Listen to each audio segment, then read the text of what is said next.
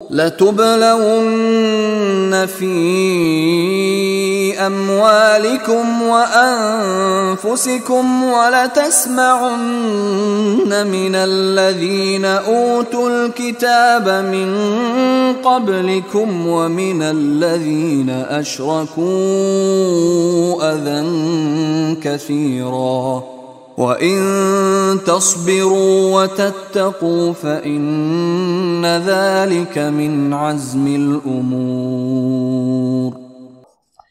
اب وہ آیت آ گئی جو سورہ بقرہ کی 19ویں رکوع میں آئی تھی، وَلَنَبْلُوَنَّكُمْ بِشَيْءٍ مِّنَ الْخَوْفِ وَالْجُوعِ وَنَقْصٍ مِّنَ الْأَمْوَالِ وَالْأَنفُسِ وَالثَّمَرَاتِ، صرف یہ کہ صیغہ بدلا ہوا ہے، یہاں مجہول کا صیغہ ہے۔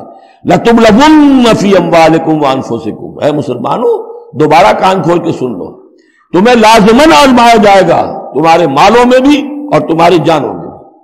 وَنَقْصٍ مِّنَ الْأَمْوَالِ وَالْأَنفُسِ وَالثَّمَرَاتِ، یہ آنا ہے، کان کھول کر سن لو۔ یہ پھولوں کی سیج نہیں ہے، یہ کانٹوں بھرا بستر ہے۔ جنت لینی ہے تو یہ نہیں ٹھنڈے ٹھنڈے اور بغیر تکلیفیں اٹھائے تمہیں جنت مل جائے گی۔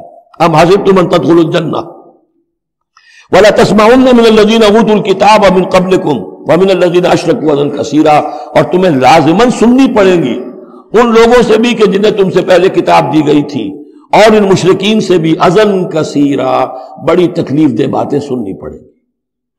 سنو اور صبر کرو، جیسے حضور سے ابتدا میں کہا گیا تھا وَاصْبِرْ عَلَىٰ مَا يَقُولُونَ وَاهْجُرْهُمْ هَجْرًا جَمِيلًا، جو کچھ یہ کہہ رہے ہیں سنیے اور صبر کیجیے۔ اور ہمیں خوب معلوم ہے، کسی نے آ کر کہہ دیا مجنون ہے، کسی نے کہہ دیا شاعر ہے، کسی نے کہا ساحر ہے، کسی نے کہا مسحور ہے۔ وَلَقَدْ نَعْلَمُ أَنَّكَ يَضِيقُ صَدْرُكَ بِمَا يَقُولُونَ، اے نبی ہمیں خوب معلوم ہے کہ جو کچھ یہ کہہ رہے ہیں، جو کچھ آپ کو سننا پڑ رہا ہے ان کی زبانوں سے، اس سے آپ کا سینہ بھیجتا ہے، آپ کو تکلیف پہنچتی ہے، لیکن صبر کیجیے۔